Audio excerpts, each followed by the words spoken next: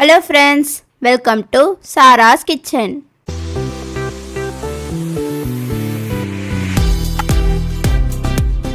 இன்னைக்கு நம்ம டேஸ்டான வெஜ் பிரியாணி எப்படி பண்ணுறதுன்னு தான் பார்க்க போகிறோம்.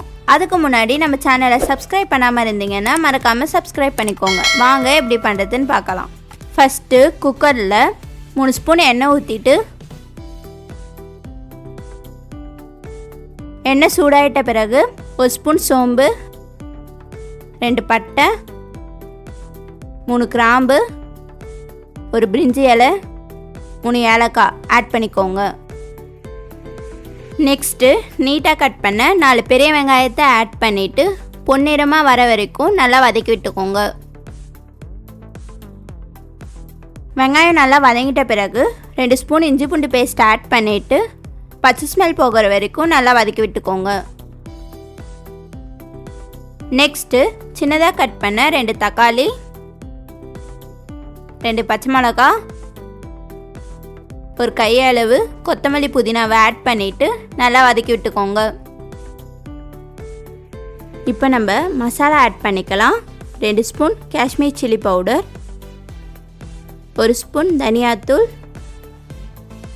1/2 ஸ்பூன் கரம் மசாலா, தேவையான அளவுக்கு உப்பு ஆட் பண்ணிக்கோங்க. நெக்ஸ்ட்டு 2 ஸ்பூன் தயிர் ஆட் பண்ணிவிட்டு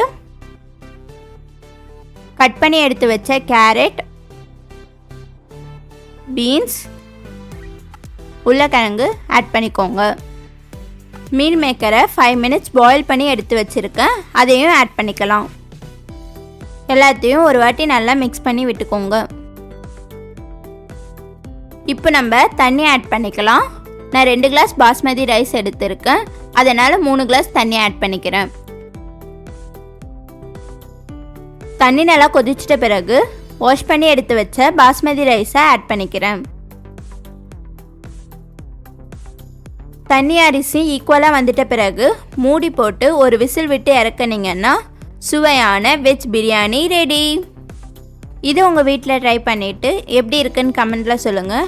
இந்த வீடியோ உங்களுக்கு பிடிச்சிருந்தா லைக் பண்ணிவிட்டு உங்கள் ஃப்ரெண்ட்ஸ் அண்ட் ஃபேமிலிக்கு ஷேர் பண்ணுங்கள். இன்னும் நம்ம சேனலை சப்ஸ்கிரைப் பண்ணாமல் பார்த்துட்டு இருக்கோங்க, மறக்காமல் சப்ஸ்கிரைப் பண்ணிக்கோங்க.